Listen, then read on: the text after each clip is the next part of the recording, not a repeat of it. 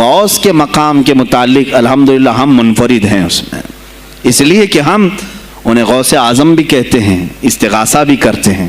یہ ایک الگ ٹاپک ہے جہاں شرک بدعت اور کفر کے فتوے لگتے ہیں کہ بریلوی اللہ کو چھوڑ کر اولیاء سے مانگتے ہیں، اور یہ بیویوں سے مانگ لیں تو کوئی حرج نہیں، ہاں اپنے بچوں سے مانگ لیں تو کوئی حرج نہیں، بلکہ چپراسی اور نیتاؤں سے مانگ لیں تو کوئی حرج نہیں۔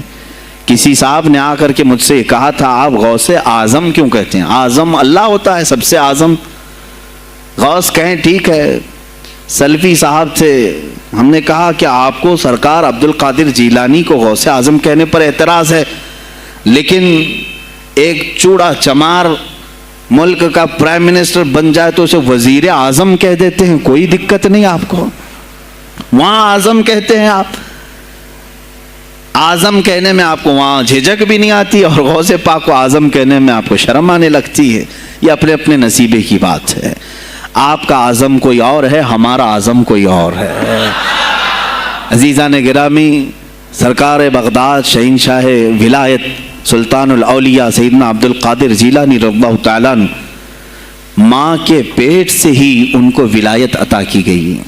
یہ وہ اولیاء میں سے ہیں جن کا پیدائشی اللہ تعالیٰ نے منتخب فرمایا ہے، بلکہ جس وقت آپ کی ولادت ہوئی یہ شعبان کا آخری دن، اور آپ کی والدہ ماجدہ کے بطن سے آپ اس عمر میں پیدا ہوئے جب عورتوں میں اولاد کی امید ختم ہو چکی ہوتی۔ آپ کی ماں کی عمر 60 سال کی تھی جب آپ پیدا ہوئے، یہ خود اپنے آپ میں ایک کرامت ہے۔ اور سرکار بغداد رضی اللہ تعالیٰ عنہ جب جیلان میں پیدا ہوئے تو آپ کا معمول تو دیکھیں، آپ کی ماں خود بتاتی ہیں، دوسرے سال غالباً لوگوں کو چاند میں شک ہو گیا، 29 کا چاند نظر آیا کہ نہیں آیا، بعض کہنے لگے ہو گیا ہوگا، بعض کہنے لگے نہیں ہوا ہوگا، تو یوم الشک کہتے ہیں، یعنی 30واں جو شعبان کا ہوتا ہے وہ ایک رمضان بھی ہو سکتا ہے، 30 شعبان بھی۔ تو لوگ آئے حضرت فاطمہ ام الخیر کے پاس جو غوث پاک کی ماں ہیں، پوچھا کہ کل کا چاند ہوا کہ نہیں ہوا، ہمیں شک ہو گیا ہے۔ آپ نے کہا چاند ہو گیا ہے اور رمضان شروع ہو چکا ہے۔ کہا کیسے؟ کہا صبح سے میرا بیٹا عبد القادر دودھ کو منہ نہیں لگایا ہے، اور میرے بیٹے کا یہ معمول ہے پچھلے رمضان سے ہی، جس وقت غوث پاک پیدا ہوئے رمضان شروع تھا۔ ان کی ماں کہتی ہیں سحری سے لے کر افطار تک غوث پاک اپنی ماں کا دودھ نہیں پیتے تھے۔ یہ بچپنے میں ماں کی گود میں روزے کا آپ کے اوپر کوئی مکلف نہیں تھے، آپ احکام شریعت ابھی آپ کے اوپر لاگو نہیں تھے، لیکن اللہ کا ایک ولی آتا ہے تو وہ نظام خدا قائم کرنے کے لیے آتا ہے۔ آج میں اسی پر گفتگو کرنا چاہوں گا، اللہ کے اولیاء ظاہر کیوں ہوئے دنیا میں اور کیوں آتے ہیں؟ ان کا سب سے بڑا مقصد دنیا میں آنے کا، جلوہ بار ہونے کا، وہ یہ ہوتا ہے کہ نظام خداوندی کو زمین پر قائم کریں، جس کی کائنات ہے اسی کی بات یہاں پر قائم ہونی چاہیے۔ اب یہ باتیں وقت کے ساتھ گزرتی جاتی ہیں اور لوگ بھول جاتے ہیں۔ آپ سب کو پھر میں یاد دلا دوں، میرے عزیز، میں نے بھی اور آپ نے بھی اللہ سے ایک وعدہ کیا ہے، ہماری روحوں نے اللہ سے وعدہ کیا ہے۔ جب اللہ تعالیٰ نے ہمیں پیدا بھی نہیں کیا تھا اس وقت ہماری روحوں کو بلا کر اس نے ایک وعدہ لیا، الست بربکم، کیا میں تمہارا رب نہیں ہوں؟ میں تمہارا مالک اور خالق نہیں ہوں؟ تو سب کی روحوں نے کہا تھا قالوا بلا وربنا، کیوں نہیں مولا، تو ہی تو ہمارا رب ہے۔ رب تعالیٰ نے فرمایا کیا تم اسی وعدے پر برقرار رہو گے دنیا میں جانے کے بعد؟ سب نے کہا تھا ہم وعدہ کرتے ہیں مولا اسی پر باقی رہیں گے۔ یہاں آنے کے بعد کتنے وہ لوگ ہیں جو اس کی ربوبیت کا اقرار کرتے ہوئے اس کائنات میں صرف اس کے گن گاتے ہیں۔ کفار و مشرکین تو وعدہ خلاف ہیں، توڑ دیے، انہوں نے اللہ کے علاوہ کسی اور کو خدا بنا لیا، لیکن تم نے اللہ اکبر تو کہا، زبان سے تو تم نے تسلیم کیا، لیکن تمہارا رہن سہن یہ بتاتا ہے کہ تمہارا مالک کوئی اور ہے، کسی اور کو راضی کرنے میں لگے ہوئے ہو، کسی اور کی دریوزہ گیری کر رہے ہو، کسی اور کی خوشامدی میں کھڑے ہوئے ہو، درباروں کے آستانوں کے دروازوں پر تمہارا کھڑا ہونا گھنٹوں پر کسی کو راضی کرنے کے لیے، یہ تمہارا عمل بتاتا ہے کہ تم نے رب اعلیٰ کو اکبر نہیں سمجھا؟ وعدہ تو تمہاری روحوں نے کیا تھا کہ تیرے سوا کسی کو ہم حاکم نہیں تسلیم کریں گے، حاکم اعلیٰ صرف اللہ ہے۔ اولیاء کاملین یہی بات یاد دلانے کے لیے آتے ہیں، پھر تمہیں یہ یاد دلانے کے لیے آتے ہیں، اور جس شان سے وہ دنیا میں آتے ہیں بچپن سے ہی ان کے حالات ایسے ہوتے ہیں کہ شریعت طاہرہ کی پابندی ان کے ہر قول و عمل میں نظر آتی ہے، ہر قول و عمل میں۔ اس لیے کہ ہم جس کی زمین پر ہیں اور جس کی آسمان کے نیچے ہیں، بات ہوگی تو صرف اسی کی ہوگی، بات ہوگی تو صرف اسی کی ہوگی۔ مجھے ایک بات یاد آتی ہے، سرکار مفتی اعظم ہند رحمۃ اللہ تعالی علیہ، آپ کے سامنے کوئی صاحب تقریر کر رہے تھے، یہ زمین سب کی ہے، ان کی بھی ہے، ان کی بھی ہے، ان کی بھی ہے۔ آپ نے کہا چپ رہو، زمین اللہ کی ہے اور صرف اللہ کا نام ہو۔ یہ سب کی ہمت نہیں بولنے کی، زمین اللہ کی ہے اور اللہ ہی کا، یہاں پر اللہ ہی کی بولی بولی جائے، اسی کے لیے زیب دیتا ہے۔ جس کے گھر میں رہ رہے ہو اسی کی بات کرو۔ عزیزان گرامی وقار، سرکار بغداد، ان کی کرامات اپنی جگہ پر، لیکن ان کی زندگی کے کچھ اہم گوشے میں لے کر آج حاضر ہوں۔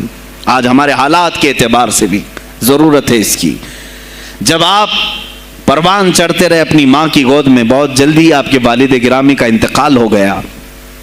آپ سے خود پوچھا گیا تھا غوث پاک سے، آپ کی جوانی میں یا جب آپ کا شہرہ بغداد میں بہت ہو گیا تب پوچھا گیا تھا، آپ کو اپنے ولی ہونے کا احساس کب ہوا؟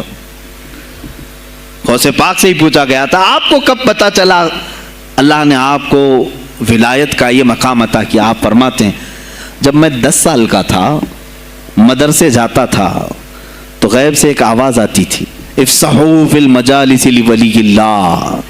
غیب سے آواز آتی تھی، اے لوگوں مجلس میں جگہ چھوڑ دو، اللہ کا ولی آ رہا ہے۔ یہ آواز صرف میں نہیں، میرے استاد بھی سنتے، وہاں بیٹھے شاگرد بھی سنتے، اور سب کھڑے ہوتے تھے، جگہ دیتے تھے۔ غوث پاک فرماتے ہیں جب ہر بار مجھے یہ آواز آنے لگی تب مجھے احساس ہوا کہ اللہ تعالیٰ نے مجھے ولایت کا تاج پہنایا ہے۔ پھر آپ کو لہو و لعب میں، کھیل کود میں نہیں رکھا گیا۔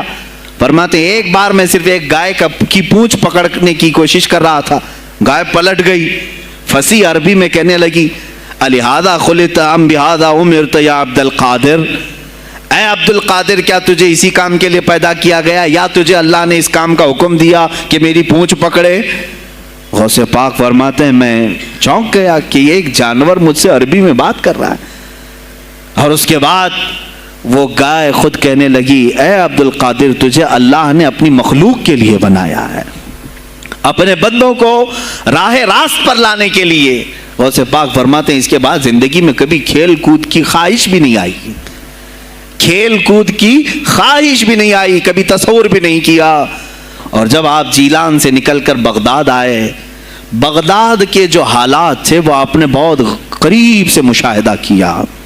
میرے عزیزو، آج کے جو حالات ہیں نا، آج کے جو حالات میں نے پڑھا، اس سے بھی زیادہ ڈینجر حالات اس زمانے کے تھے۔ آج لوگ حالات کی شکایت کرتے ہیں، بہت سارے علماء مولانا ہم سے یہ کہتے ہیں حالات اب صحیح نہیں ہیں، ویسے نہیں ہے پہلے۔ میں تمہیں غوث پاک کے حالات بتاتا ہوں، اس وقت سیاسی حالات کیا تھے۔ اس وقت سیاسی حالات اتنے خطرناک ہو چکے تھے، بغداد میں شیعوں نے اپنا گڑھ جمایا تھا، یہاں تک کہ ہر عالم پر، ہر واعظ پر، ہر امام مسجد پر پابندی تھی، سیدنا ابو بکر صدیق اور حضرت عمر کا کوئی نام نہیں لے سکتا تھا، کوڑے مارے جاتے تھے۔ شیخین کا اگر کسی نے نام لے لیا کسی عالم نے، کوڑے مارے جاتے تھے۔ خلیفہ واثق باللہ تک یہ تاریخ چلی بغداد میں، اور سلطنتیں ٹوٹ چکی تھیں، سیاسی حالات اس قدر خراب ہو چکے تھے، چھوٹی چھوٹی ٹکڑیوں میں بٹ چکے تھے مسلمان۔ مصر کی طرف دیکھیں تو فاطمی حکومت قائم ہو گئی تھی، وہ اپنے آپ کو فاطمی کہہ رہے تھے۔ بغداد میں عباسی خاندان حکومت کر رہا تھا، اور وہ بھی سمٹ کر کے صرف بغداد کے اطراف رہ گئی بس۔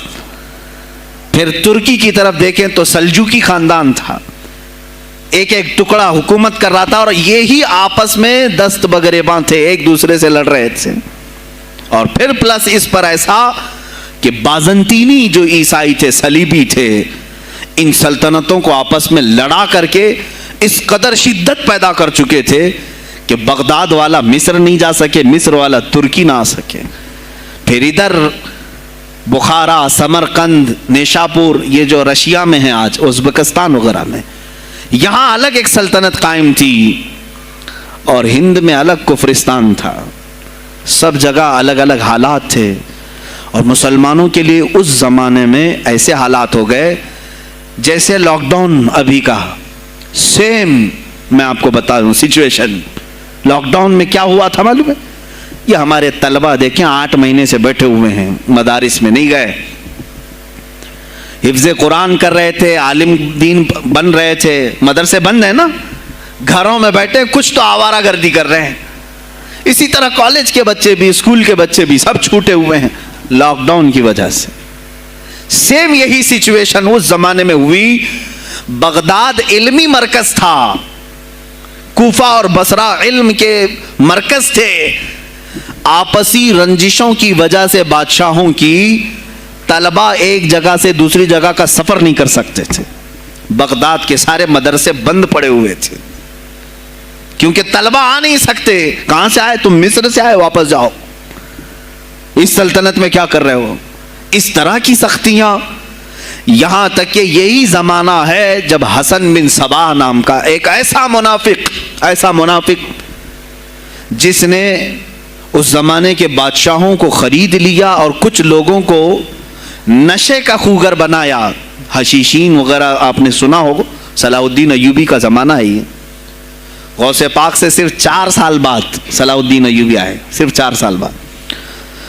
اس زمانے میں حسن بن صباح نے ہزاروں نوجوانوں کو نشے کا عادی بنا دیا تھا. ہزاروں نوجوان. اور کیسا نشہ؟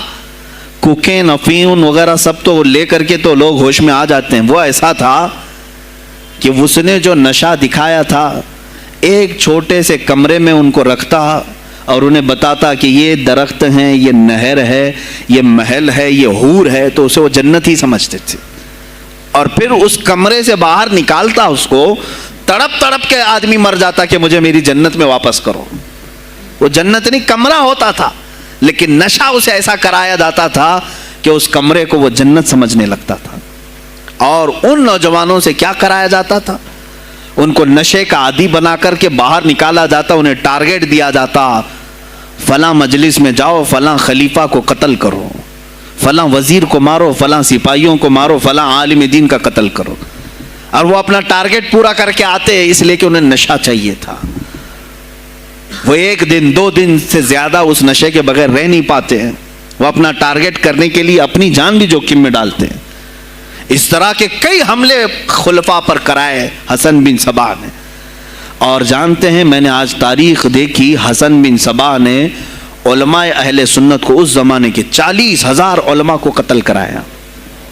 یہ وہ زمانہ تھا جب بغداد کا حال یہ تھا کہ نشہ زیادہ ہو چکا تھا، علم دین کے مراکز بند ہو رہے تھے اور علماء بولنے میں ہچکچا رہے تھے، ڈر رہے تھے. اور سلطنتیں آپس میں ایک دوسرے سے ٹکرا رہی تھیں. جو خلیفہ بیٹھتا وہ نہایت عیاش قسم کا خلیفہ آتا تھا.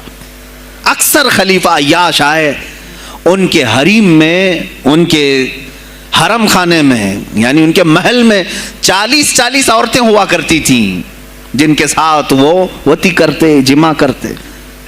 جبکہ وہ مسلمان خلیفہ ایک بادشاہ کے لیے چاہے کوئی بھی ہو 4 سے زیادہ کی اجازت ہے. 40 کنیزاؤں کے ساتھ وہ زندگی گزار رہے ہوتے. اس میں عیسائی بھی ہوتی، یہودی بھی ہوتی، سب قسم کی ہوتی. یہ خلفاء کا حال تھا.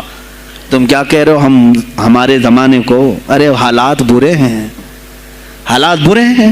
ابھی اور میں بتاؤں کتنے برے حالات اس زمانے میں تھے. علماء کو کوڑے مارے جاتے تھے اگر بولے.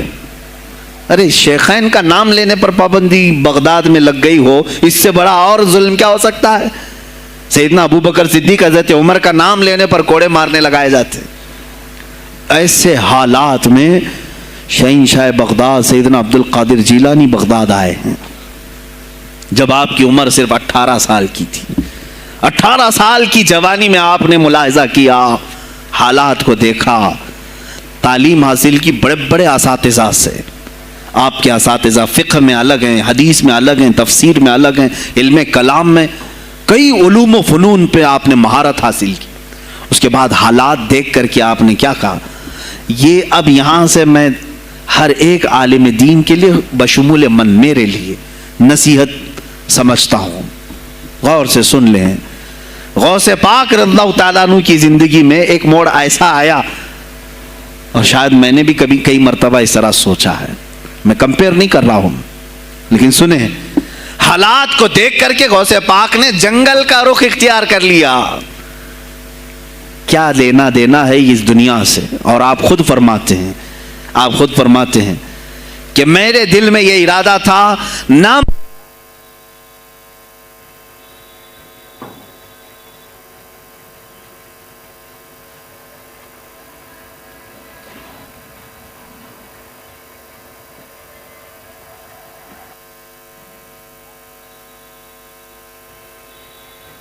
ہیں، میرا ارادہ ہوا جنگل میں ایسی جگہ رہوں کہ نہ مجھے مخلوق دیکھے اور نہ میں مخلوق کو دیکھوں، عبادت میں ایسے مصروف ہو جاؤں. جنگلوں میں آپ عبادت کرتے رہے، لیکن فرماتے ہیں مجھے غیب سے آواز آئی اللہ رب العزت کی طرف سے، کہا اے بندے قادر، آپ کا نام ہی عبد القادر ہے، اے قادر کے بندے، تجھے اللہ نے جنگلوں کے لیے نہیں بنایا، امت مصطفیٰ کی رہنمائی کر، خلق خدا تجھ سے نفع حاصل کرے، واپس آ جا. غوث پاک فرماتے ہیں میرا ارادہ تو تھا کہ میں اپنی زندگی اللہ کی یاد میں فنا کر دوں، لیکن میں شہر صرف اس لیے واپس آیا کہ جنگل میں صرف میری اصلاح ہو سکتی ہے، شہر میں پوری امت کی اصلاح ہو سکتی ہے. علماء کے لیے یہی آج نصیحت ہے، تم چاہے تو گدی نشین بن جاؤ، سجادہ نشین بن جاؤ، جھولی نشین بن جاؤ، جنگل نشین بن جاؤ، ہو سکتا ہے تمہارے اپنے فائدے کے لیے تم سوچ سکتے ہو. میں نے ابھی یہ کہا، میرے دل میں ارادہ تھا کہ گوشہ نشین ہو کر کے اپنی عبادت کریں، اپنی آخرت کی فکر کریں. نہیں، علماء کو اللہ تعالیٰ نے علم عطا کیا ہے امت مصطفیٰ کی رہنمائی کے لیے، یہ امانت ہے، چاہیں تو بھی چھپ نہ سکیں. عزیزان گرامی وقار، غوث پاک رضی اللہ تعالیٰ عنہ واپس بغداد آئے. اچھا، وہ اتنی عبادتوں کے عرصے میں جانتے ہیں کہاں کہاں کا سفر نہیں کیا انہوں نے؟ جنگلوں کا سفر، صحراؤں کا سفر، بیابانوں کا سفر، یہاں تک کہ سری لنکا کی سرزمین تک پہنچے، ملتان تک آئے. یہ تاریخ کی کتابیں بتاتی ہیں آپ نے پیدل یہ سارے سفر کیے. پھر واپس اسی بغداد آئے جہاں کے حالات بڑے ہی کشیدہ تھے، اور خلفائے وقت کے خلاف زبان کھولنا یہ آگ سے کھیلنے کے برابر تھا، آگ سے کھیلنے کے برابر تھا. اور سب سے بڑا مسئلہ تو غوث پاک کے لیے یہ تھا کہ آپ بغداد کے نہیں تھے، عراق کے نہیں تھے، آپ جیلان سے آئے تھے. جیلان ایران میں ہے. اس زمانے میں طبرستان ایک صوبہ تھا، طبرستان کا ایک شہر جیلان تھا. جیلان سے آئے ہوئے تھے بغداد میں. آپ کی زبان فارسی تھی. فارسی زبان کا ایک طالب علم بغداد میں آیا ہے، اور بغداد پورا عربیوں کا ہے، فصیح عربی بولنے والے لوگ، اور نہایت ہی عیاشی میں پڑے، ان کی اصلاح کیسے کریں. دل میں بار بار یہ احساس ہوتا.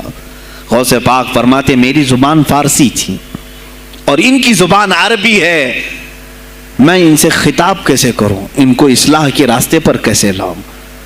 بار بار سوچتے تھے، لیکن دل میں ایک درد ہوتا تھا کہ امت مصطفیٰ کو اس حال میں میں نہیں چھوڑنا چاہتا. ایک دن ایک مسجد میں غمگین حالت میں سوئے، ظہر کا وقت تھا، نماز پڑھ کر کے آپ آرام کر رہے ہیں، اور جیسی آنکھ بند ہوئی سرور کائنات صلی اللہ علیہ وسلم تشریف لائے. پوچھا عبد القادر کیوں غمگین ہے میرے بیٹے؟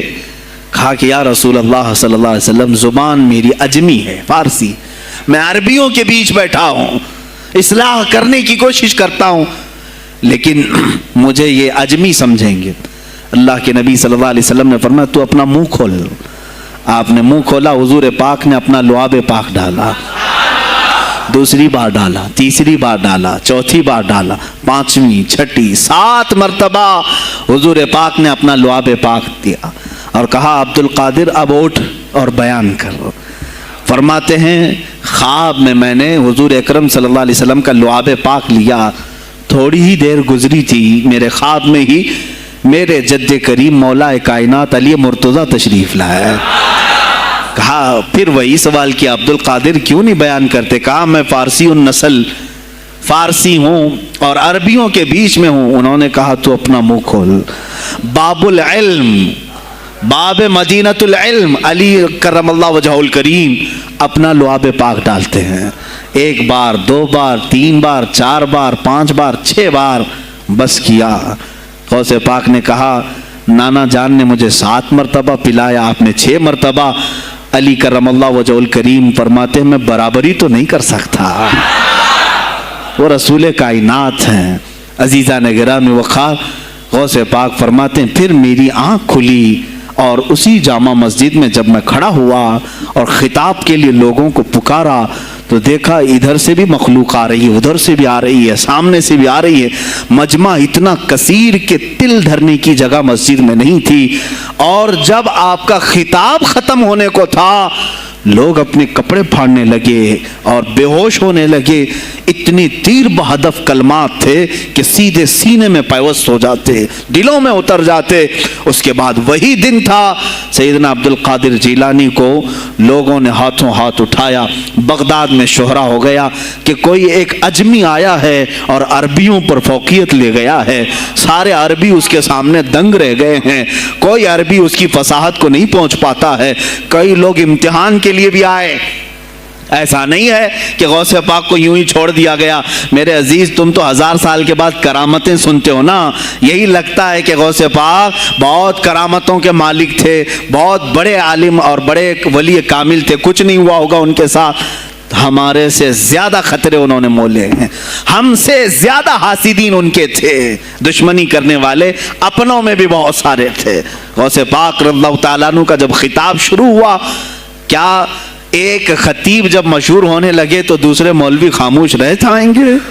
हसद की चिंगारी भड़कती है, वो गौसे पाक के खिलाफ भी भड़की। और बगदाद में जब ये शोरा होने लगा तो कई उलमा उस वक्त के जो बड़े बड़े पाए के आलिम हैं, उनकी किताबें आज भी मौजूद हैं, मैं नाम तज़किरे नहीं कर रहा, लेकिन उन्होंने टेस्ट लेने की गरज से, इम्तिहान लेने की गरज से कई लोगों को सवालात भेजे। एक दिन मजलिस में ऐसा था कि गौसे पाक तफसीर कुरान बयान करते थे। तफसीर कुरान बयान करना गौसे पाक का महबूब मशगला था, रोज़ाना कुरान की तफसीर अर्ज करते। एक दिन मजलिस में बड़े बड़े उलमा की जमात, जिसमें अब्दुर्रहमान जोज़ी जैसे बड़े फ़क़ीह मुहद्दिस हैं, इनकी एक जमात आई। कुरान की जो आयत की तफसीर वो कर रहे थे, उस तफसीर को कई किताबों से उन्होंने अखज़ किया और लेकर के आए, मजमे में बैठे। गौसे पाक ने तफसीर शुरू की। एक आयत की कितनी तफसीरें हो सकती हैं, कितनी तफसीरें हो सकती हैं? एक तफसीर बयान किया, उसके बाद कहा इस आयत की एक दूसरी तफसीर ये है। फिर थोड़ी देर के बाद गौसे पाक ने फरमाया इसकी एक तीसरी तफसीर ये है। फिर कहा उसकी एक चौथी तफसीर ये है।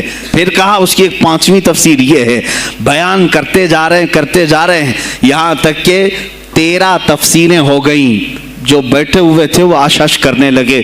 उसके बाद इतना ही नहीं, आगे बढ़ते रहे, आगे बढ़ते गए।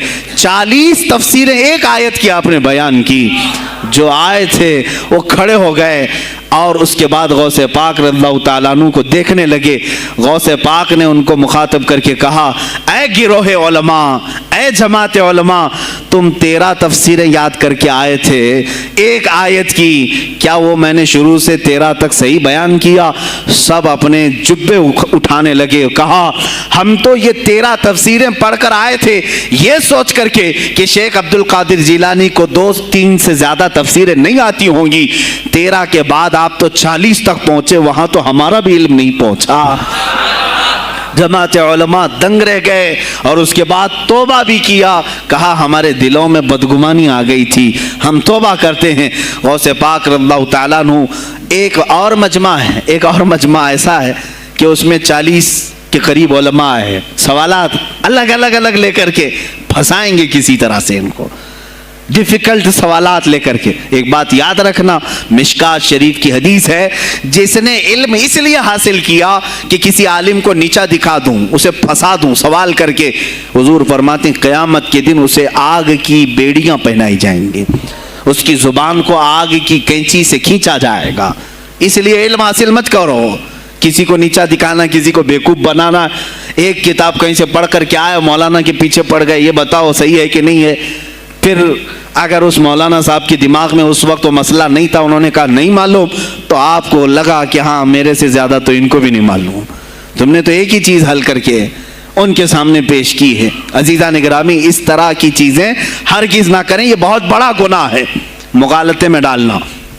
غوث پاک رضی اللہ تعالیٰ عنہ ایک جماعت سے خطاب کر رہے ہیں، 40 علماء آئے، الگ الگ سوالات نوٹ کر کے، میں یہ پوچھوں گا، تم یہ پوچھنا، تم یہ پوچھنا۔ غوث پاک رضی اللہ تعالیٰ عنہ نے اپنا خطاب کیا اور سوالات کے لیے اس دن محفل کا وقت ہی نہیں دیا، کہا آج سوالات کوئی نہیں کرے گا۔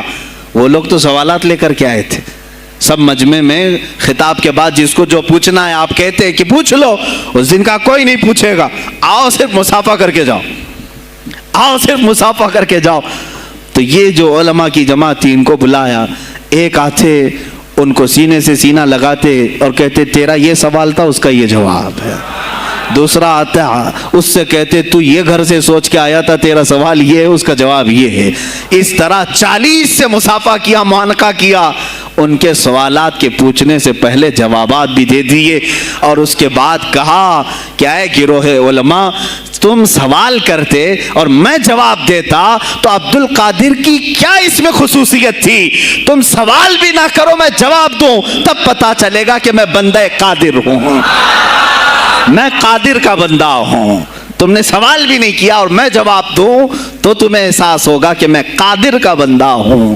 اللہ رب العزت کا کی صفاتی نام ہے۔ عزیزان گرامی وقار، علماء نے تنگ کیا، پریشان کیا، آپ کے مجموعوں کو روکنے کی کوشش کی، لیکن ایسا نہیں ہے کہ غوث پاک نے ہر ایک کو اپنی کرامت سے زیر کر دیا ہو، ان علماء کو پورا سلا دیا ہو، نہیں، فیس کیا ہے، مقابلہ کیا ہے، پریشانیاں اٹھائی ہیں، اور خلفاء کے وقت کے سلاطین کی بھی بہت ساری ایسی سختیاں تھی جس کو آپ نے برداشت کیا۔ کئی لوگوں نے آپ پر پابندیاں لگانے کی کوشش کی تھی، یہ تو سرکار غوث پاک کی استقامت تھی کہ آپ جمے رہے۔ اور سب سے بڑا کام آپ کا کیا تھا معلوم ہے؟ خانقاہ کے گدی نشینوں غور سے سنو، جو غوث پاک کا نام لیتے ہیں، سرکار غوث پاک رضی اللہ تعالیٰ عنہ کی اس صفت کو میں بیان کروں تو یہ بغلیں جھانکیں گے۔ ابھی غوث پاک نے سب سے بڑا کردار کیا کیا جانتے ہیں آپ؟ لوگ کہتے ہیں خانقاہی ماحول قائم کرنا ہے، اللہ اللہ کرو، تسبیح لو، دلوں کی صفائی کرو، سب صحیح ہے، لیکن غوث پاک نے تقریباً 25 سال صرف جہاد پر بیان کیا ہے، صرف جہاد پر۔ کہا کہ اے گروہ مسلمین، تم پر اللہ نے ذلت مسلط کر دی ہے، اس لیے کہ تم نے کوششیں ترک کر دی ہیں، حکومتوں کو صحیح کرنے کے لیے آپ نے باغ ڈور سنبھال لی تھی۔ غوث پاک جب بیان کرتے ممبر سے تو وقت کا جو تخت تھا وہ بھی ہلنے لگ جاتا تھا۔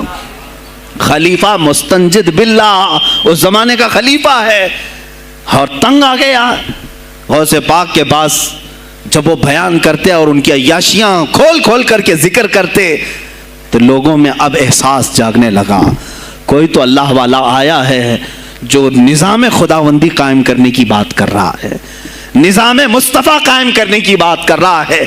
بغداد کی یہ حالات جب ہونے لگے، میرے عزیزو، سلطان الاولیاء غوث پاک کی ہی شہ پر جانتے ہیں صلاح الدین ایوبی جیسا ایک مرد مجاہد پیدا ہوا ہے۔ یہ آپ کی تحریک تھی، غوث پاک کی تحریک تھی، کہ جب بازنطینی عیسائیوں سے آپ نے اپنی پوری امت کو آگاہ کیا کہ تم سو رہے ہو، تم اپنی عیاشیوں میں ہو، تم اپنے نشے میں ہو، تمہارا دشمن تاک میں لگا ہے، گھات لگا کر کے بیٹھا ہے۔ اور ہوا بھی یہی کہ غوث پاک کے وصال کے صرف 10 سال بعد صلیبیوں نے حملہ شروع کر دیا بغداد پر، مصر پر، ترکی پر، ہر جگہ اور یہی حملے کی وجہ تھی صلاح الدین ایوبی جیسا مرد مجاہد کھڑا ہوا اور پھر انہوں نے پورے بیت المقدس کو فتح کر کے اپنے سر ایک صحرا باندھا. آج تک امت اس کے احسان کو یاد کرتی ہے. میرے عزیزو، غوث پاک کے زمانے کے ہیں صلاح الدین ایوبی. اتنا ہی نہیں، آپ ہی کی تحریک تھی، غوث پاک کی تحریک تھی کہ تم جوانوں کو تیار کرو، تمہاری زندگی عیاشی کے لیے نہیں، اللہ کا نظام قائم کرنے کے لیے ہے. تم اللہ کا نظام قائم کرنے کے لیے آئے ہو دنیا میں، کیونکہ اللہ نے تمہیں خلیفۃ اللہ کہا ہے. اللہ کے تم خلیفہ ہو، تم نائب ہو اللہ کے. تم یہاں پر اپنی موج مستی کے لیے نہیں آئے. اب اس زمین پر بات ہوگی تو صرف میرے مولا کی ہوگی، اس زمین پر بات ہوگی میرے مصطفیٰ کی ہوگی. یہ سیدنا عبد القادر جیلانی کا اعلان تھا. ہے کوئی آج پیران اعظام وہ اعلان کریں کہ آج اس زمین پر صرف ہم ناموس رسالت کی بات کریں گے؟ کون ہے؟ کیوں بیٹھے ہو؟ غوث پاک سے اگر تمہاری ادنا سی نسبت ہے تو پھر تمہیں اپنے جوانوں کو، اپنے مریدوں کو یہ سکھانا ہوگا کہ موٹے موٹے نذرانے دینے سے نہیں چلے گا، اپنی گردنیں حضور کو پیش کرنے کے لیے تیار کرو. تم تیار ہو جاؤ اپنا خون اور اپنی گردن بارگاہ مصطفیٰ میں دینے کے لیے. یہ آج تربیت دو، ورنہ پھر دشمن تمہیں کچا چبانے کے لیے تیار ہے، کچا چبانے کے لیے تیار. عزیزان گرامی، میں غوث پاک کی تحریک آپ کو بتا دوں کون سی تحریک تھی. وہ صلاح الدین ایوبی جو بیت المقدس فتح کیا، یہ غوث پاک کی تحریک ہے. اور پھر چند سالوں کے بعد پورے عالم اسلام میں جو خلافت عثمانیہ قائم ہوئی، غازی ارطغرل جو آئے، یہ تحریک بھی غوث اعظم کی پیدا کی ہوئی تھی. آپ نے جوانوں کو متحرک کیا تھا اور پھر امت کا وہ شعور بیدار کیا تھا جو ان میں مردہ کر چکے تھے کچھ حکومت کے کارندے. میں سمجھتا ہوں اس وقت جتنے خلفاء بیٹھے ہوئے تھے خلافتوں پر، تخت پر، جو نام کے مسلمان تھے، یا اس کو ہماری زبان میں سمجھ لیں سب کانگریس کے تھے، جو منافق تھے، یعنی دکھتے تھے بس لیکن اندر سے سب نفاق ہوتا تھا، نفاق ہوتا تھا. ہاں میں صاف کہوں گا، بغداد میں بھی کانگریس کا خلیفہ رہا ہوگا، مصر میں بھی اور ترکی میں بھی اور نیشاپور میں بھی، اس لیے کہ مسلمانوں کے خون چوس کر کے تخت پر بیٹھ تو جاتے لیکن پوری زندگی گزر جاتی، میرے مصطفیٰ کا نام تک نہیں لیتے تھے. ان کو بٹھاتے تھے مسلمان. آج آپ بھی تو یہی کر رہے ہیں، یہی کر رہے ہیں. ہم اپنا اپنا سمجھ کر کے جن کو اوپر تک بٹھاتے ہیں، پوری زندگی چھان مار کر کے دیکھ لو کب یہ نظام قرآن کی کبھی بات کیا ہے؟ کبھی میرے مصطفیٰ پر آنے والی آنچ کے لیے یہ کھڑا ہوا ہے؟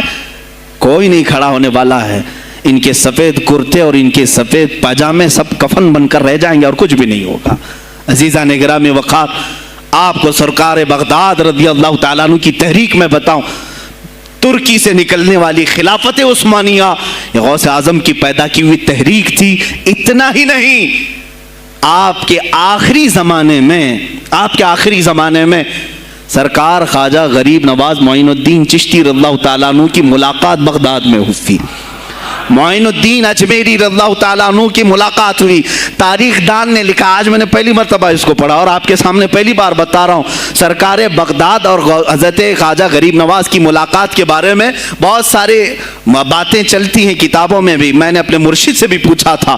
بہرحال ایک تاریخی ایک کتاب سے مجھے آج یہ بات ملی کہ سلطان الاولیاء غوث پاک نے حضرت خواجہ غریب نواز کو کیا وصیت کی تھی، کیا کہہ کر کے بھیجا تھا. ان کے پاس غوث پاک نے، غریب نواز نے بہت ساری انعامات، اوراد، وظائف، طرق، اجازات سب حاصل کیے، لیکن ہندوستان جب آئے کیا کیا انہوں نے؟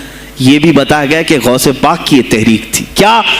سلطان الہند سرکار غریب نواز نے شہاب الدین غوری کو بلا کر کے ہندوستان میں پرچم اسلام لہرانے کا حکم دیا تھا.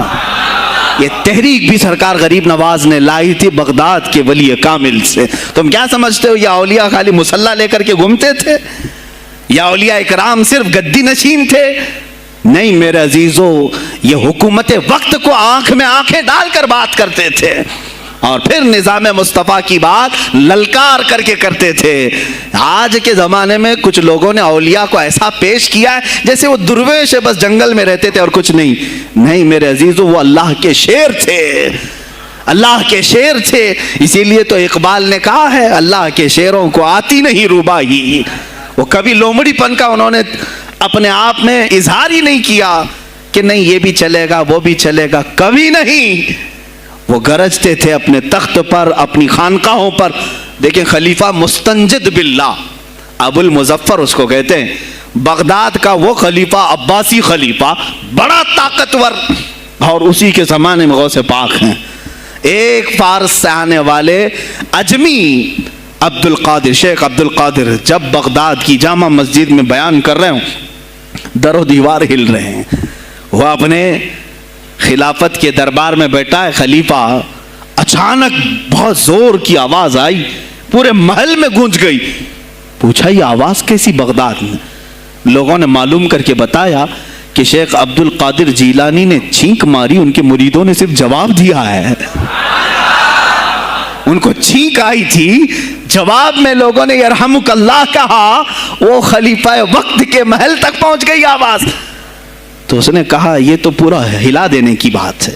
ایک بات یاد رکھو میرے عزیزو، آواز ہو سکتا ہے تمہاری مسجد سے باہر جائے نہ جائے، تمہاری آواز کا دار و مدار تمہارے گلے پر نہیں ہے. ایک بار تم پکارو گے، پہنچانا میرے مولا کا کام ہے. اب ہماری آواز کہاں کہاں تک پہنچتی ہے، کس کے ٹائر پھٹتے ہیں، یہ سب بات کی بات ہے. تم پکار کر کے تو دیکھو. اللہ رب العزت کے نام پر عزیزان گرامی وقار مستنجد باللہ آیا اور وہی کیا جو ہر عیاش کرتا ہے.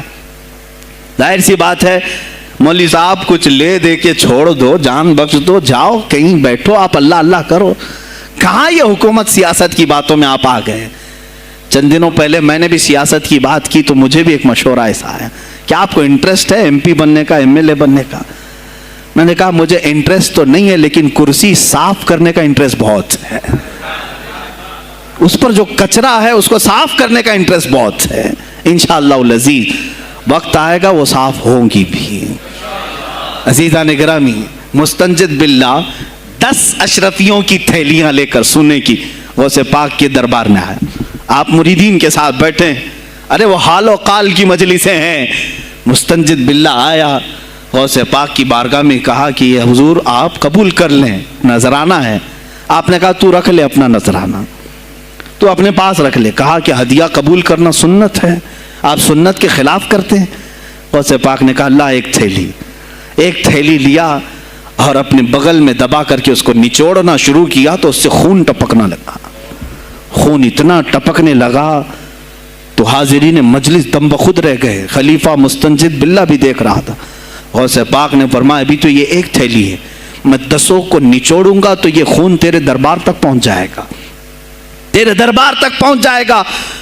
تو مجھے وہ اشرفیاں دینے آیا ہے جو تو نے غریبوں کے مال کو چوس کر کے حاصل کیا، تو مجھے خریدنے کے لیے آیا ہے. اگر مجھے تیرے خاندان کی حرمت کا خیال نہ ہوتا تو میں آج پورے بغداد کی نالیوں میں اسی کا خون بہاتا. خلیفہ مستنجد باللہ بے ہوش ہو گیا اور اس کے بعد جب ہوش آیا اس نے توبہ کیا اور آپ کے ہاتھ پر بیعت بھی کیا. اب اس کے بعد وہ خلیفہ ایسا پاک ہوا، نظر غوث جو پڑی. اب اس کے بعد دربار خلافت کے حالات کیا ہو گئے سنیں. میں آج سیاست پر بات کر رہا ہوں. اب خلیفہ مستنجد باللہ کا دل جب صاف ہوا، 8 دن کے بعد وہ حاضر آیا. کہا سلطان الاولیاء اے شیخ عبد القادر جیلانی آپ حکم فرمائیں کہاں کس طرح کا گورنر رکھنا چاہیے، گورنر کس طرح کا ہونا چاہیے آپ نے. غوث پاک نے اپنے خلفاء کو حکم دیا کہ لسٹ بنائی جائے، اسلامی سلطنت میں گورنر کون ہوگا. لسٹ بنی. کہا وہ ہوگا جس کی تہجد قضا نہیں ہوتی، وہ گورنری پر آئے گا جو سنت رسول کو ہلکا نہیں سمجھتا ہوگا، وہ گورنری پر آئے گا جس کی نمازیں کوئی قضا باقی نہ رہی ہوں، اس لیے کہ جو اللہ کا قرضہ باقی رکھے گا وہ لوگوں کا بھی مال کھا جائے گا. آپ نے لکھایا نام، خلیفہ مستنجد باللہ نے آپ کے اشارے پر گورنر پورے تبدیل کر دیے. ہر جگہ پر ایسے لوگوں کو رکھا جو سرکار غوث پاک کے یا تو مرید تھے یا خلیفہ تھے یا شاگرد تھے اور ان کے دلوں میں اللہ کا خوف تھا. اور وہ پورے بغداد اور آس پاس کی سلطنتوں کو سنبھالے ہوئے تھے. ایک وقت ایسا آیا کہ وہی چند سال پہلے جو بغداد نشے میں ڈوبا ہوا تھا، 10 سالوں کے بعد لوگ کہنے لگے کہ آج بغداد ایسا لگ رہا ہے جیسے عمر بن خطاب کا زمانہ آ گیا ہو. عمر بن خطاب کا زمانہ آیا ہو. تم نے تو غوث پاک کی 11ویں کھائی ہے نا، اصلاح حکومت ان سے نہیں سیکھا. وہ آئے تھے نظام تبدیل کرنے کے لیے. آج میں علماء سے بھی یہی کہوں گا، تم حق بات تو پہنچاؤ قوم تک. آج حالات ایسے ہیں میرے عزیزو، ڈر اور خوف ان کے سینوں پر طاری ہوا. کس بات سے ڈرتے ہو؟ کیا تم نے اللہ کی ذات پر ایمان نہیں لائے؟ یہ نہیں کہتے ہو موت و حیات اللہ کے ہاتھ ہے، رزق اللہ کے ہاتھ ہے؟ پھر ڈرتے حکومت وقت سے کیوں؟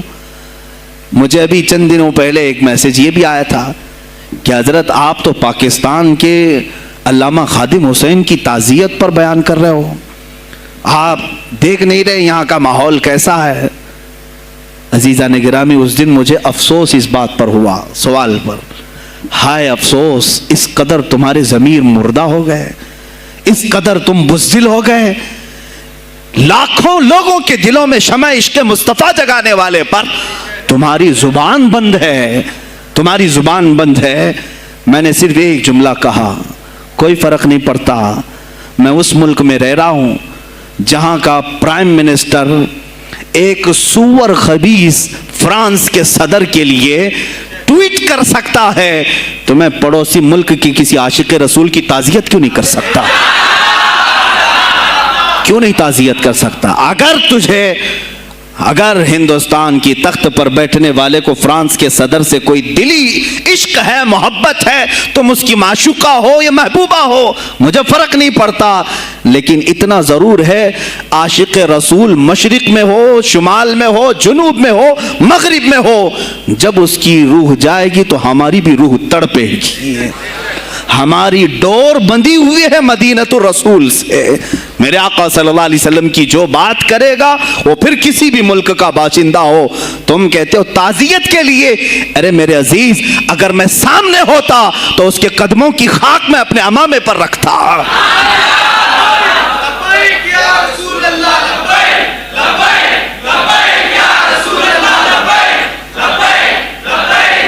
عزیزان گرامی وقار، یہ بہت خاموشی ہم نے اختیار کی، بہت خاموشی. کوئی بات نہیں، تم دیکھو گے حالات خراب ہونے کی جو شکایات آج کر رہے ہیں علماء، تم سب کے سب جاؤ گے. مجھے ابھی بچوں نے بتایا کوئی کانگریس کے لیڈر کا انتقال ہو گیا تو پیر صاحب تعزیت کے لیے باہر کھڑے ہو گئے، باہر آ گئے. ہم ان کی تعزیت کرتے ہیں. ڈوب مرو چلو بھر پانی میں، تمہاری گدی پہ ہی مر جاؤ. تمہاری زبانوں پر جب عاشق رسول کے لیے تعزیت کے الفاظ آنے میں ہچکچاہٹ آتی ہے، کون سا عشق رسول، کون سا کلمہ تم نے پڑھا ہے؟ غوث پاک کی اگر تمہارے اندر ذرا برابر بھی نسبت ہے تو میں کہوں گا میرے عزیزو، سلطان الاولیاء غوث پاک عاشق رسول ہی نہیں، فنا فی الرسول تھے. میرے نبی کی بات پر اگر کوئی انگلی بھی اٹھاتا، آپ یا تو اپنی کرامت سے اس کا منہ توڑ جواب دے دیتے. کسی عیسائی نے صرف یہ کہا تھا میرے نبی عیسیٰ افضل ہے، وہ مردوں کو زندہ کرتے تھے. آپ کو جلال آیا، کہا محمد افضل نہیں ہے اس لیے کہ وہ مردے زندہ نہیں کرتے تھے. آپ اس کا ہاتھ پکڑ کر قبرستان لے گئے. میرے نبی پر بات کرتا ہے، میں تجھے زندہ کر کے دکھاتا ہوں. اپنی کرامت سے مردے کو زندہ کر کے دکھایا. اب بول کون افضل ہے، عیسیٰ افضل ہے کہ میں افضل ہوں؟ تو نے تو عیسیٰ علیہ السلام کو مردے زندہ کرتے دیکھا تو نہیں، لیکن عبد القادر کو سامنے دیکھا. غوث پاک نے کہا میں اپنا موازنہ عیسیٰ علیہ السلام سے نہیں کرتا ہرگز، لیکن یاد رکھنا میرے نبی پر اگر زبان کھولے گا تو عبد القادر اپنے قدم سے اس کو جواب دے گا. وہ جواب دیتے. آپ کی زندگی ناموس رسالت کی حفاظت کے لیے گزری ہے. سلطان الاولیاء غوث پاک رضی اللہ تعالیٰ عنہ کی بارگاہ میں جب ایک سوال آیا کہ لوگ کہتے ہیں نبی ہر جگہ کیسے حاضر ہو سکتے ہیں، آپ نے خود کر کے دکھا دیا. کوئی صاحب آئے، کہا ہمارے گھر دعوت ہے آپ تشریف لائیں. کہا ٹھیک ہے آتا ہوں. تھوڑی دیر بعد دوسرے آئے، کہا ہمارے گھر دعوت ہے آپ آئیں. سیم ٹائم پہ کئی 70 لوگ آئے، سب کی دعوت قبول کی. دوسرے دن شام میں لوگ آ کر کے فخر کر رہے ہیں آج میرے گھر شیخ عبد القادر جیلانی آئے تھے. دوسرا کہہ رہے نہیں میرے گھر آئے تھے. تیسرا کہہ رہا میرے گھر آئے تھے. ایک وقت میں سب گھروں پر کیسے؟ سبوں نے کہا انہی سے پوچھتے ہیں وہ کہاں گئے تھے. جب لوگ آئے تو سننے میں یہ آتا ہے کہ آپ ایک درخت کے نیچے بیٹھے تھے. لوگ سوال کرنے کے لیے آئے, سب آپس میں کہہ رہے ہیں ہمارے گھر آئے تھے, ہمارے, آپ بتائیں کیا کس کے گھر گئے تھے. تو انہوں نے کہا درخت کے اوپر دیکھو. تو لوگوں نے درخت کے اوپر نگاہ ڈالی تو دیکھا ہر پتے پر شکل عبد القادر نظر آ رہی ہیں. فرماتے ہیں اللہ نے عبد القادر کو یہ اتنی قدرت دی ہے کہ بیک وقت وہ کئی جگہوں پر حاضر ہو سکتا ہے. تو جب ایک غلام رسول کو اللہ نے یہ طاقت دی تو رسول مختار کو کتنی طاقت دی ہوگی. انہوں نے ناموں سے رسالت کو واضح کیا ہے. میرے عزیزو, اولیاء کاملین اسی لیے آتے ہیں, وہ نبی کا پرتو بن کر کے آتے ہیں, اور آج ان کے نام کی 11ویں کھا کر کے موٹے ہو رہے ہیں, بس اور کچھ نہیں. اور لوگ یہ سمجھتے ہیں نفس کو موٹا کر کے تم اپنی زبانوں میں گھی لگا چکے ہو, بولو گے تو پکڑے جاؤ گے, بولو گے تو تمہارے اوپر کیس ہو جائے گا. ہو نہیں تو. میرے عزیزو, آج تو حالات ایسے ہیں, میں رو پڑا کل جب مجھے یہ رپورٹ ملی کہ صرف ہندوستان کی سوشل میڈیا پر 25,000 پوسٹ میرے نبی کی شان میں گالیاں دی گئی ہیں. 25,000 لوگوں نے گستاخی کی ہے. تم بھی تو رات بھر انٹرنیٹ چلاتے ہو, پورا کا پورا وقت اپنے موبائل میں صرف کرتے ہو. جانا ہے تمہیں بھی میرے آقا کی بارگاہ میں, یاد رکھنا حضور پاک صلی اللہ تعالیٰ علیہ وسلم کے دربار میں جانے والے ہو اور تمہارا کوئی عذر قبول نہیں کیا جائے گا. حضرت سعد بن ربیع کی وہ بات مجھے یاد آتی ہے, جنگ احد میں حضور کی حفاظت کے لیے لڑتے لڑتے میدان میں ایسے آ گئے تھے کافروں کے کہ آپ کے گوشت کے ٹکڑے اڑ رہے تھے, جسم کے گوشت کے ٹکڑے اڑ رہے تھے. میرے آقا دیکھ رہے تھے. شام کا وقت ہوا, احد کا میدان, ہوازیں, سناٹا, 70 لاشیں پڑی ہوئی تھی صحابہ کی. اللہ کے نبی نے پکارا میرے سعد کو ڈھونڈو, کہاں ہے سعد, کہاں ہے. صحابہ کہتے ہیں ہم آواز دینے لگے سعد تم زندہ ہو, رسول تجھے بلا رہے ہیں. حضرت سعد بن ربیع 7 لاشوں کے نیچے دبے ہوئے تھے اور سانسیں بھی چل رہی تھی, سانسیں چل رہی تھی. صحابہ نے جب آواز دینا شروع کیا کہ رسول پاک یاد کر رہے ہیں, وہیں سے وہ حرکت کرنے لگے. اندر سے آواز دی اے جوانوں سعد زندہ ہے, میں یہاں لاشوں کے نیچے دبا ہوا ہوں. ہٹائی گئی لاشیں تو دیکھا ان کے جسم میں کچھ بچا ہی نہیں تھا, کچھ نہیں تھا, سب پھٹ چکا ہے. پیٹ کو تک چاک کیا گیا ہے, سانسیں باقی. سعد بن ربیع کہتے ہیں اے صحابہ شاید میں رسول اللہ تک نہیں پہنچ پاؤں گا, حضور اونچے ٹیلے پر بیٹھے ہوئے ہیں, شاید نہیں پہنچ پاؤں گا, میرا سلام میرے نبی تک پہنچا دینا, حضور تک پہنچا دینا. لیکن آنے والوں کو کیا کہا جانتے ہیں, میں اے جوانوں تم سب سے کہوں گا آج کے حالات میں. سعد ابن ابی ربیع کہتے ہیں اے صحابہ میں تو جا رہا ہوں, میری آخری سانسیں ہیں, لیکن اگر تمہاری آنکھیں چمکتی رہی, تمہارے جسموں میں جان باقی رہی, اور میرے نبی پر اگر کسی نے انگلی اٹھائی اور گالی دی, میں قیامت کے دن اسے نہیں چھوڑوں گا. اور یاد رکھنا اللہ کی بارگاہ میں تمہارا کوئی عذر قبول نہیں کیا جائے گا اگر تمہارے جیتے جی تمہارے نبی کی ذات پر کسی نے کیچڑ اچھالا. حضرت سعد ربیع اتنا کہہ کر کے انتقال ہو گئے, وہ حضور تک پہنچائے بھی نہیں جا سکے. اے میرے عزیزو, اے جوانوں, تم کیا سمجھتے ہو کہ تم دنیا سے اسی طرح نکل جاؤ گے؟ قرآن میں بھی اللہ نے کہا ام حسبتم ان تدخلوا الجنت, تم یہ سوچ کر کے بیٹھے ہو کہ ہم جنت میں چلے جائیں گے. پیر صاحب کا دامن پکڑ لیا ہے, مجھے تو جانا ہی ہے جنت میں, پیر بخشوا دیں گے ہمیں.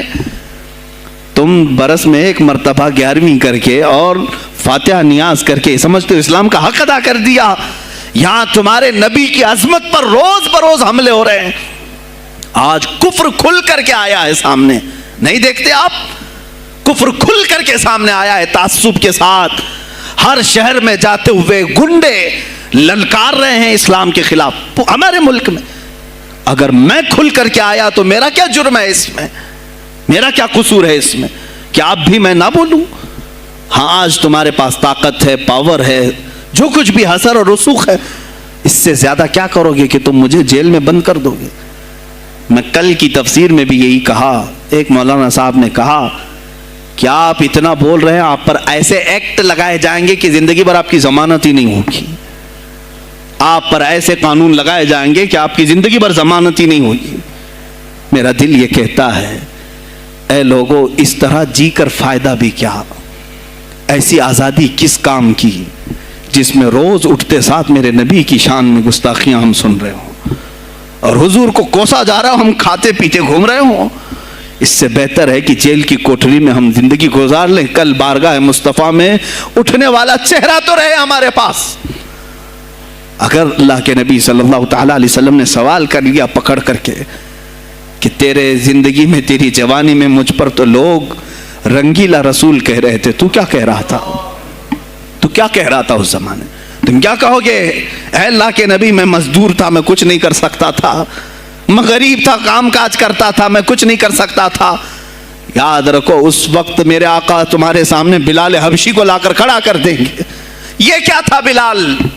یہ تو غلام تھا، اس کی پیٹھ پر سل رکھ کر کے پیٹھ گلا دی جاتی، تب بھی اپنی زبان پر میرا نام لینا نہیں چھوڑتا تھا۔ تم کون سی مزدوری کی شکایت لے جاؤ گے؟ بہانہ کرو گے اللہ کی بارگاہ میں، رسول کی بارگاہ میں بہانہ کرو گے؟ اے گروہ علماء، تم کو اللہ نے ممبر دیے ہیں خطابت کے لیے، اللہ نے اپنے رسول کا ممبر تمہیں دیا ہے، اس لیے نہیں کہ تم حکومت کی خوشامدی کرو، تم اپنے وقت کے طاغوتی قوتوں کی خوشامدی کرو، اس لیے نہیں، بلکہ آج تم سے قوم مصافحہ کر کے ہاتھ چومتی ہے صرف اس لیے کہ تمہاری زبان پر نام مصطفیٰ ہے۔ آج علماء کی جو عزت ہے صرف اس لیے، تمہاری پگڑیاں، تمہارے جبے دیکھ کر کے قوم عزت نہیں کرتی، صرف اس لیے ان کے دلوں میں تم مچلتے ہو کہ تم مصطفیٰ کریم کی باتیں کرتے ہو۔ علماء کو جاننا چاہیے کہ تمہاری عزت نبی سے وابستہ ہے۔ آبرو ماذا نام مصطفیٰ است، ہماری آبرو، اقبال نے کہا تھا، ہماری آبرو نام مصطفیٰ سے وابستہ ہے۔ اگر اسی نام کو کسی نے چھیڑا تو پھر ہمارا جی کر مطلب کیا ہے؟ ہم کس کام کے؟ میں ایک مثال سے سمجھاتا ہوں۔ مسجد ہے، دیوار کے پینٹ کو اگر کسی نے کھرچ لیا تو ہو سکتا ہے معاف کر دیں، ہم اس کو چھوڑ دیں۔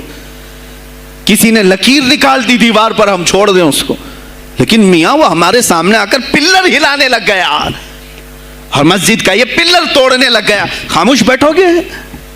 اور اگر تم خاموش بیٹھے تو اس کا انجام کیا ہوگا؟ اس نے پلر ہلایا تو صرف پلر نہیں ٹوٹے گا، یہ چھت پورا سب کے اوپر گرے گا۔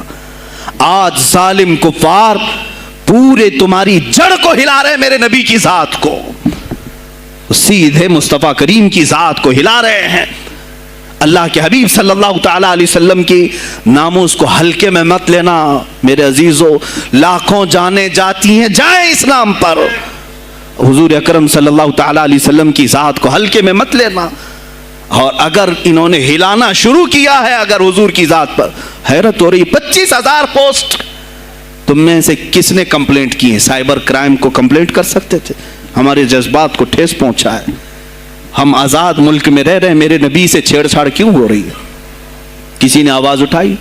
کچھ ہیں اللہ ماشاءاللہ، کچھ علماء، کچھ وکلا اس کے پیچھے لگے ہوئے ہیں، لیکن میرے عزیزو ہر مسلمان کا یہ حق ہے، تمہاری نسبت رسول پاک سے ہے۔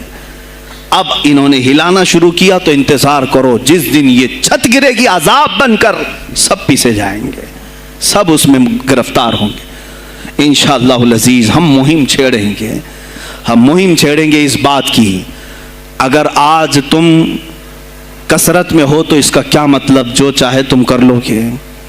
ہم اتنے گئے گزرے تو نہیں ہیں کہ ہمارے نبی کے اوپر بھی تم چلے جاؤ۔ ہاں ہمیں رون دیا، ہمیں مار دیا، ہمیں قتل کر دیا، سب برداشت کر لیا، لیکن اب اس سے آگے نہیں برداشت کریں گے انشاءاللہ العزیز۔ میں آواز دیتا ہوں اسی منبر سے، اے گروہ علماء، اے جماعت صوفیہ، اے خانقاہ کے گدی نشینوں، باہر آؤ، آؤ حکومت وقت سے ایک مطالبہ یہ کرو، اے حکومت وقت کے تخت پر بیٹھنے والوں، ہمارے ہند میں پارلیمنٹ میں بھی ایسا قانون پاس کرو کہ کوئی میرے نبی کی ذات پر بھونکے تو اسے موت کی سزا ہو جائے۔ ہم یہ چاہتے ہیں، اگر اس قانون کو تمہیں لانے میں کچھ زندگیوں کی ضرورت ہے تو یہ فقیر حاضر ہے اور میرے ساتھ بھی کچھ تمہارے لیے حاضر ہوئیں گے، لے لو ہماری جانیں اور ایک قانون ایسا بنا دو تاکہ قیامت تک پھر یہاں پر کوئی نہ بھونکے میرے نبی کی ذات پر۔ तुम कानून सिर्फ मेरे नबी के लिए नहीं, तुम अपने देवी देवताओं के लिए बनाओ, शांति से रहो।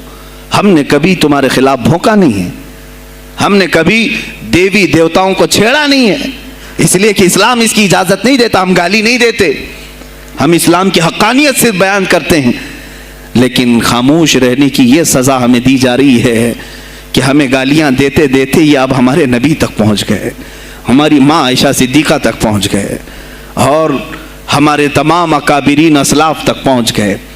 और 25 करोड़ की तादाद में खामोशी ये अच्छी नहीं है मेरे अजीजों, अच्छी नहीं है। आज अफसोस इसी बात का है, जिनको अल्लाह ताला ने अपने नबी की नियाबत अता की है, वो नायब रसूल हैं या किसी खानका के गद्दे नशीन हैं। तुम ये मत समझ लेना कि तुम्हारे आबा व अजदाद कमाल के थे, बुजुर्गान दीन थे, तुम छूटे जाओगे।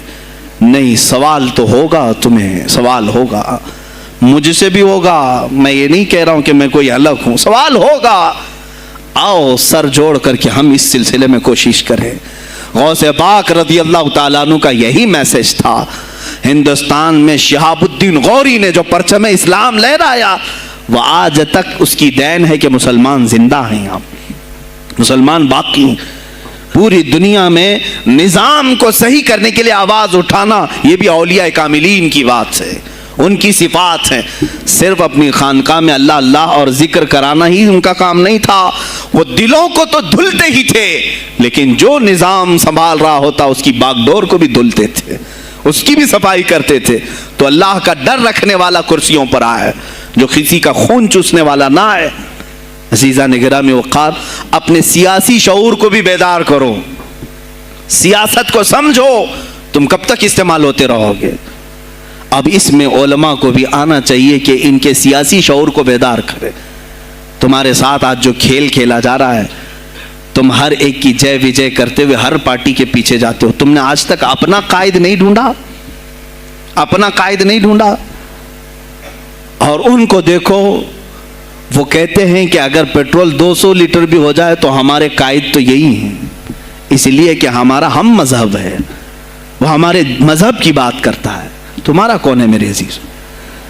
तुम किसी पर मुत्तफिक नहीं होते, और जो तुम्हारे लीडर हैं वो किसी और के पल्लू में छुपे हुए हैं, हाँ किसी और की गोद में बैठे हुए हैं। जा जा करके ये सारे मुसलमानों को किसी और के यहाँ बेच करके आते हैं। ये सियासी शऊर बेदार करो। मुझे मालूम है मेरी ये बातों का सबसे ज्यादा एक्शन कौन लेगा, मुझे मालूम है। सबसे ज्यादा किसको खलबली मचेगी वो भी मुझे मालूम है। इसलिए कि मैं उन सेकुलर पार्टियों के बारे में बोल रहा हूं जो चेहरा सेकुलर बता करके हम आप सबके वोट लेकर के चले जाते हैं, और फिर मुझे बताओ जिनको तुम अपना मसीहा समझ करके उनके पीछे जय जय करते घूमते रहते हो, तुम्हारे मजहब पर आज क्या हमले नहीं हुए हैं, क्या नहीं हुए? कश्मीर आज तक जल रहा है, कहाँ ये कांग्रेस क्यों नहीं बात करती है जो पूरे मुसलमानों की मसीहा है? कहाँ है वो समाजवादी, वो बीएसपी, फलां फलां फलां जो पार्टियां जिनमें सब मुसलमान जाते हैं? क्या इनको इतना भी शऊर नहीं कि वो पार्लियामेंट में इसके खिलाफ बात करें, कहें कि ये मुसलमानों के साथ जुल्म हो रहा है, हम इनके वोट लेते हैं? नहीं बात करेंगे, ये सिर्फ और सिर्फ तुम्हें इस्तेमाल करते हैं। और इन्हें मालूम भी है हमने इन सब को खरीदा है, इनके लीडरों के मुंह में अपनी जुबान रखी हुई, ये कोई बोलेगा नहीं, इन्हें मालूम है।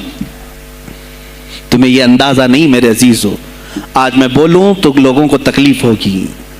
कश्मीर के ऐसे हालात हैं, रो रहे हैं वहां पर। एक मौलाना है, मस्जिद के इमाम हैं, उन्होंने कहा, बाज़ाब्ता हल्फिया कहा नौजवान मेरे पास नमाज के लिए आता था, उसने ये कहा कि हजरत क्या सुसाइड करने की इजाज़त है?